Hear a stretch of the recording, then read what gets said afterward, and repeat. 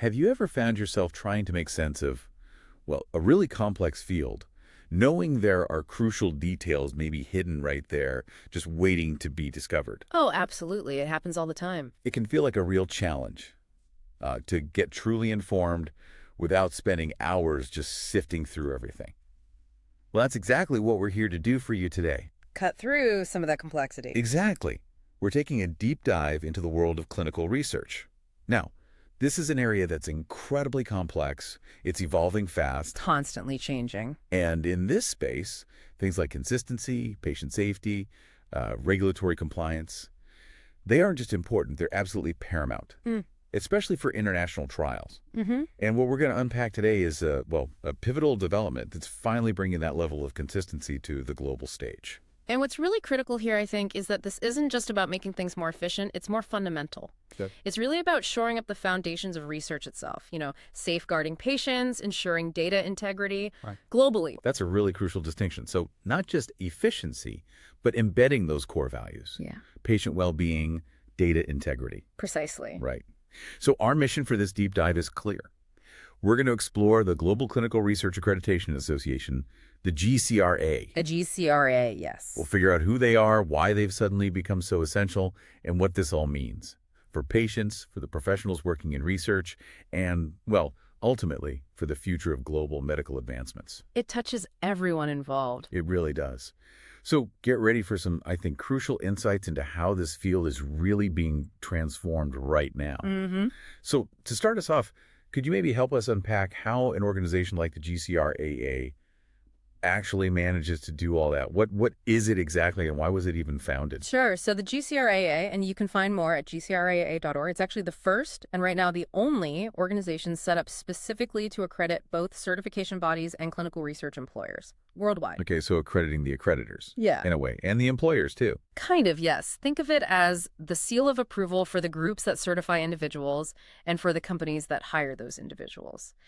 Its mission is incredibly clear and focused. Which is? To protect patients, number one. To improve the integrity of data across all trials.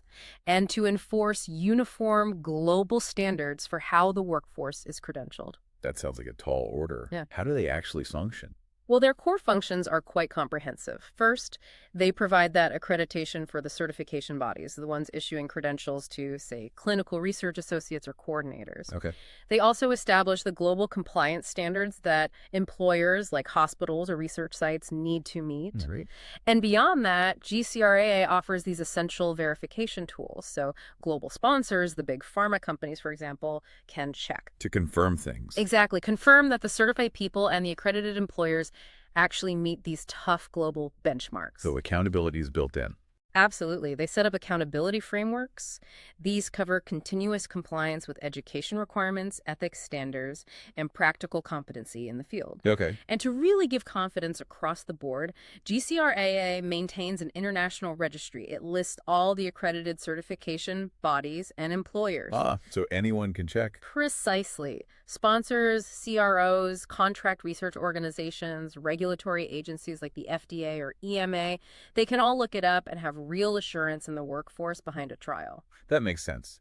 But, it's one thing to create a new association. It's another for it to become required. Why now? Yeah. What problems got so bad that this kind of mandatory accreditation became, essential? That's a really great question, because it didn't just appear out of nowhere. Between roughly 2020 and 2024, global sponsors were facing some really significant and growing challenges. Like what? Issues with trial continuity, big compliance headaches, and most critically, real concerns about staff qualifications. Incredible. There was actually an internal review done by some of the leading global pharmaceutical companies, and their findings were, frankly, quite concerning. What do they find? Well, first, wildly inconsistent certification standards. What passed for certified in one country might be totally different elsewhere. Different bodies, different rules. Real patchwork. Exactly. They also found a growing number of employees doing critical clinical trial tasks without any verified or properly accredited credentials, just unverified staff. Wow. That sounds risky. Extremely. And the most alarming part, they found direct links. Links between poor trial outcomes, serious patient safety issues, and these unregulated or inadequately trained staff members. Can you give an example? Sure. Think about, say, a crucial drug trial in one country hitting a major snag because the data collected was compromised. Or worse, patient adverse events being traced directly back to staff who were operating without properly verified credentials or training. It became a crisis of trust and fundamentally of safety. So this wasn't just administrative inconvenience. It was impacting results and patient safety. Directly impacting them, yes. And as a direct result of those findings, the sponsors and the regulatory agencies basically said, enough. And that led to the mandate. It did. They are now mandating that starting in 2026, only certification bodies that hold GCRA's accreditation, that stamp of approval, will be accepted for clinical research trials. Okay, so 2026 is the key date. What does that mean for organizations that don't get accredited? The impact is significant. Certification organizations that don't have GCRA accreditation, they simply won't be considered valid anymore for sponsor-funded international trials. So they're essentially locked out. Pretty much. And likewise, employers, the research sites or companies, if they aren't GCRA accredited, they'll face much more scrutiny. They could even be disqualified from getting global contracts. That's a huge shift. It really paints a stark picture of the problems the industry was facing. You mentioned the impact on patients being profound. Absolutely. It jeopardized data reliability, which affects drug approvals down the line, and in some cases, as I said, led to avoidable adverse events. So looking forward now with this mandate rolling out, who really stands to benefit most from this new level of oversight? Well, honestly, it seems like a win for pretty much everyone involved, just in different ways. Okay, break that down for us. Let's start with the sponsors. For sponsors, the big pharmaceutical companies, the biotech firms, it brings critical confidence. They know the staff working on their multi-million-dollar trials are certified through programs that meet globally approved compliance standards. It reduces their risk significantly. Makes sense. What about the employers, the hospitals, the research centers? For them, getting GCRA accreditation means instant international recognition. It makes them eligible for global clinical research partnerships. It opens doors to more opportunities, higher quality collaborations. Okay. And the certification bodies themselves, it's the ones getting accredited. They benefit too. It gives them a clear path to standardization. It increases trust in the credentials they issue because everyone knows they're operating under this rigorous global oversight. Their certifications gain real weight. Right. And most importantly, patients. Yes, and this is key. For patients participating in trials, it translates directly into higher standards of safety, of ethical conduct, of professional behavior from everyone involved in their care during that trial. That's arguably the biggest win. That's a very clear picture of the benefits. Now, you mentioned setting the standard, and there's a specific partnership that seems quite important here. NCRCA and GCRA. Yes, that's a really interesting point right now. The National Clinical Research Certification Association, or NCRCA. NCRCA, got it. They are actually the very first certification body in the world to achieve GCRA accreditation. It's the very first one. The first one, which is a huge step.